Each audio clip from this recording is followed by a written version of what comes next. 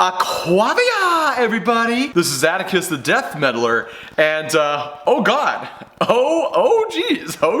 I was planning to talk about this individual of 2 weeks ago, but again, just stuff happens and I was just too overwhelmed, or just my depression took over, and so I want to do it, but again, you know, depression, trying to work it through with working out and stuff going on that is beyond my control, eventually took over, so I didn't make videos for a brief moment because of just everything going on.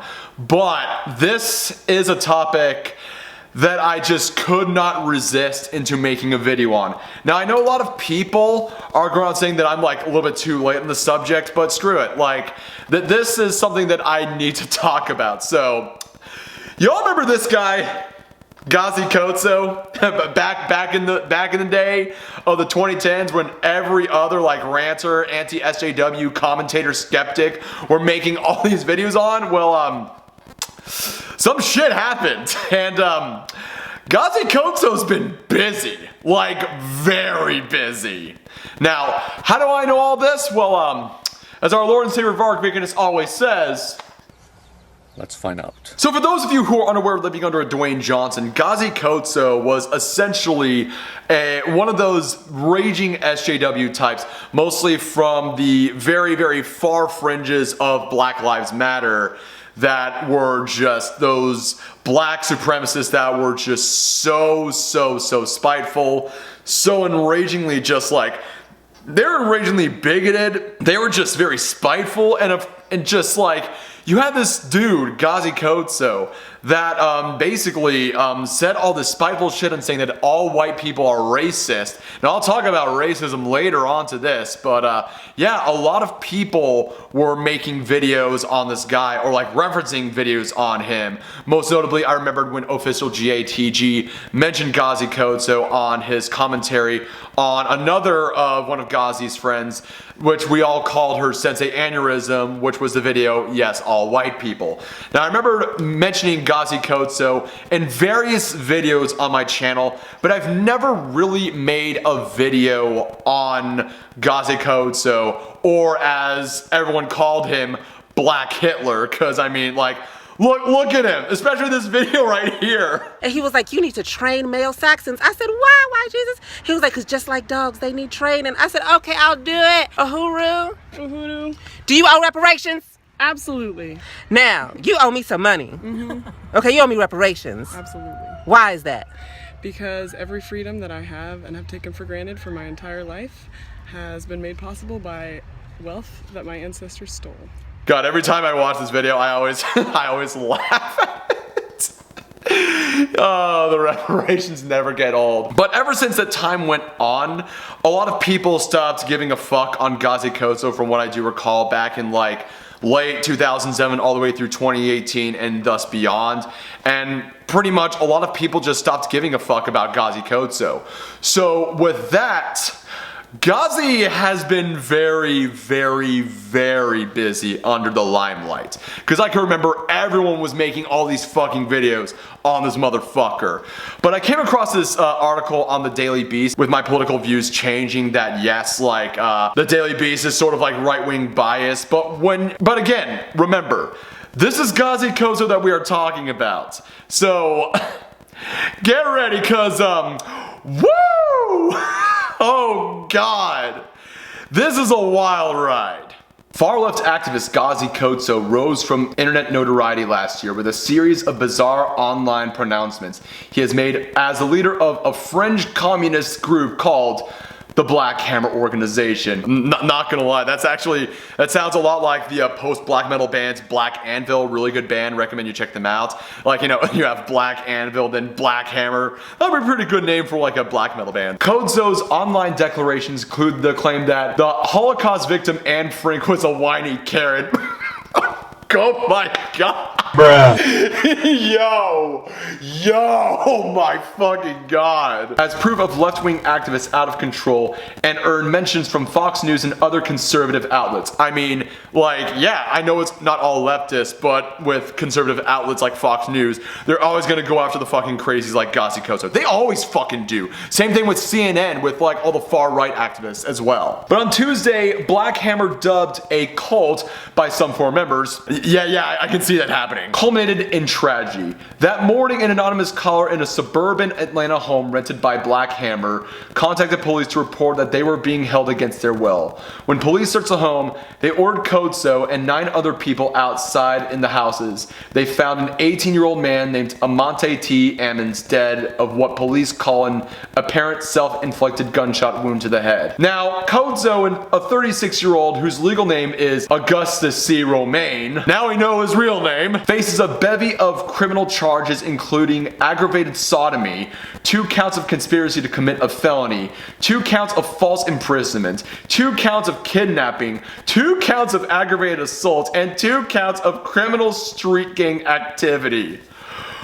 Woo! Oh my God! According to a press release from the Fayetteville Police Department. I mean, this wasn't the only thing that happened in Fayetteville. I mean, you know what I'm gonna reference. Further details on the charges weren't available Wednesday from the police. Another Kodzo associate, a 21-year-old named Xavier H. Russian, was also charged with several crimes including kidnapping, assault, and false imprisonment. Ammon's death has led former members to consider the bizarre environment that Kodzo, riding a wave of internet fame and crazy ambitions of revolution, created in the group. I'm surprised it took this long. A former Black Hammer member who goes by the Savvy and worked as Kodzo's aide before fleeing the group told the Daily Beast after Ammon's death was reported. Even as Ammons lay dead inside the Black Hammer house, though, Kodzo kept an eye on the prospect of social media fame. And a Facebook posted as Romaine and other Black Hammer went outside their home under police guard, Kodzo seized the idea that the police raid and dead body would bring more online attention to himself. Yeah, I'm sure, Gazi. I'm very sure. More media followers, more, you know, advancement, work, more movement, more greatness, Kodzo said. So be it, sweetheart. Never change, Gazi. Never change. Black Hammer began in 2019 after Kodzo left another far-left black activist group. I wonder why. Black Hammer and its aggressive anti-Semitic and anti-white rhetoric marked a strange new reinvention for Kodzo, who had years earlier operated as an aspiring YouTube personality named Smiletone. In one Smiletone video, he laughed along with 2 white women and debated who was most basic. As Black Hammer's leader, though, Kodzo adopted a tone of racial separatism.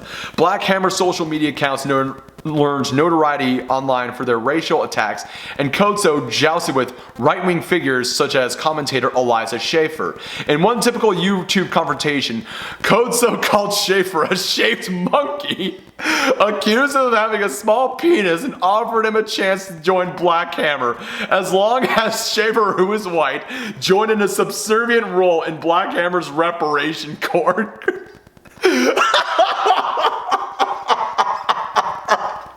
Bruh. You know, I wish I would be like, I mean, again, I'm not surprised, but just the reparation court part, oh my God. Oh Jesus, oh my fucking, oh man. Yeah, like that's ever gonna fucking happen. By 2021, Black Hammer counted for what some former members estimate as hundreds of members across the country. But as the group grew, its aesthetics remained jarring. Kodzo began dressing in makeup that made him look like the Joker and referring himself in third person as the Joker, posing for threatening videos in front of cadres of Black Hammer members in the makeup. Yes, we live in a society, Kodzo. We damn live in a society. In the summer of 2021, Black Hammer reached its apex with an attempt to build Black Hammer City in the Colorado wilderness. Land was at the core of Kodzo's promises to his members. Black Hammer members often repeat the phrase, "land back in party meetings." This time the group claimed it had liberated 200 acres in Colorado for the would-be town, and Black Hammer members began to travel there from their base in Atlanta. In Hammer City, There will be no rent, no cops, no coronavirus, and no white people. Well, except for your reparations corps, Ghazi, declared one Black Hammer member who went by the norm de guerre General Enco. I can just imagine, like, you know, Ghazi and most of his, like, you know, close group have like the berets and like the camo, like, you know, the fucking African warlord attire, like Joseph Kony or some shit. Kodzo's internet haters quickly predicted that the site would turn to Jonestown 2.0. Yeah, I can see why. While it didn't go that poorly, the attempt city was a disaster. Former members complained online that they were stuck in the wilderness with few supplies. Savvy claimed that she and several other Black Hammer members became sick after attempting to burn mugwort for warmth, getting poisoned by the smoke instead. Oh god. The city experiment came to a final end after a local man complained to Black Hammer that they were blocking the road with their cars. In his later account to police, the man said several members approached him with guns and one unholstered pistol to threaten him. The owner of the land, Black Hammer, was attempted to buy, backed out of the deal, and the police ordered a group off the land. Hammer City collapsed, leaving behind only a half a dozen footbridge screws scattered across the road and shell casings the Black Hammer members had left behind from target practice. Wow. just fucking wow. Black Hammer members retreated back to Atlanta, where former members say Hammer City's failure prompted rounds of recrimination from Kodzo in an echo of communist struggle sessions. They say they were forced to write bruising self-criticisms when Kodzo felt they had failed him. Kodzo has talked about microdosing drugs, and Savvy says the group's houses began to take on a feverish drug trip-like atmosphere. The way the house is run, it feels like an acid trip for him, she said. Meanwhile, the Reparation Corps were pressed to come up with more money to fund Black Hammer's activities. I mean, this goes with like every fucking cult. Like, I mean, the man, I wouldn't say Manson family, but like, I mean, Shinrikyo, the People's Temple, Heaven's Gate, the Branch Davidians. They all had their members like give up a lot of their savings in order for the cult's success. That's like every fucking cult. That's like every tactic in the cult playbook. In an internal July 2021 cadre report posted online by one ex-member and confirmed by Savvy, members of Black Hammer's fundraising unit described selling their plasma and withdrawing from a retirement account to meet a $50,000 fundraising goal. Black Hammer began to fall apart in the fall of 2021, but former members say Kodzo didn't make living easy. I mean, it goes with like every fucking cult. Savvy told the Daily Beast she had to pull a knife on Kodzo and another member when she attempted to leave, and was eventually dragged out of the house by members of the group. With Black Hammer's membership dwindling, Kodzo began recruiting homeless people and young people in the Atlanta area, running a rambunctious church out of an Atlanta park frequented by the homeless. In a video posted earlier this month, Kodzo claims he had adopted a teenager he found sleeping in a train station. The group also began aggressively asking for donations from college students. They have been aggressively fundraising around Georgia Tech and Georgia State, said W.F. Thomas, an independent researcher who has followed the group's activities. Black Hammer came to its apparent end on Tuesday when police in Fayetteville, an Atlanta suburb where Black Hammer had rented a home, received a 911 call. A person on the line whispered that they had been kidnapped, prompting police to trace the call to the home. When officers arrived, they saw someone in the garage wave at them. After officers took out Kodzo and other members of the group outside, they sent in a bomb robot to discover Ammon's body. The police investigation into Kodzo is ongoing, according to the police. So, wow. Just fucking wow. Holy shit. This is amazing. Like, I mean, I should be surprised, but at the same time, I am not surprised at the slightest. Like, this is Gazi Kodzo. This is the fucking Black Hitler that all of us have been mentioning in videos, referencing in videos, and making videos on this motherfucker. And it just really goes to show on how crazy the past decade was, with just a lot of just people of my generation, of course, the Gen Zers on their autistic TikToks doing all this dumb shit, or like getting themselves into, and with everything going on, it's at an extreme rate as what we have seen in the 1920s and 1930s with communist groups and fascist groups in Europe spreading across. And with the Great Depression that happened, it didn't make things a lot more easier for a lot of people, so they turned to all those radical groups, and of course, we have some like tough times going on right now, but with all these movements with BLM and everything from the alt-right, you have a lot of fucking crazies going on. And yes, while some organizations are meant with good intentions of building a better world for future generations or just like life in general, you also have these people just go into very extreme fucking factions. And with Gazi Kodzo, it is a prime fucking example. I mean, I want to laugh. Like, Gazi Kodzo has been a very, very comical character throughout all this, you know, mentioning him in videos, but it came with a sad ending because a person died under his leadership. And I mean, I wish it would come to a very funny end where all of us would be laughing and celebrating, but it's just a little bit bittersweet. And it just really goes, like there's some times, especially in 2020 when I made my Big Mad video, I was literally going fucking insane. And there are times where I feel like that I'm going off the hinges with like my new political beliefs. And sometimes you just have to really just take a step back, reflect on what you're saying, and be like, wow, I'm fucking weird. I am a fucking ding dong. You have to be wrong at times. You have to be wrong at times. Set your pride aside, dust yourself off, and realize what you said was wrong, and go to fucking therapy. Like literally, all y'all from the alt-right and just fringes of the far left, you just all need to go to fucking therapy. That is all I really gotta say. Now, I'm glad that Gazi Kodzo's karma has caught up onto him, but again, it's sad. It's very sad that someone had to die in order for this absolute clown to be sent to jail. Like, he's gonna be serving time. He's gonna be serving some time. Now, I don't know if this will be the final video. I know a lot of people will be making like a lot of update videos. They did it with like fucking Chris Chan and Daddy05 and Onision and all this other shit. And, you know, I try my best not to just make plethoras of videos of the same subject over and over and over and over and over again. It's kind of like, you know, with people making videos on the Vic Mignogna situation, people like Joy Sparkle BS making videos on Onision, and, you know, people making certain videos on a sack of spuds. But alas, I mean, I can't tell people what they can or cannot do. Or even me making videos on Chris Barnes. Like, I said what I had to say, and I felt like that, you know, everything has been said, and I should just move on with my fucking life. So, yeah, Gazi, I'm glad that you have had a taste of your own medicine.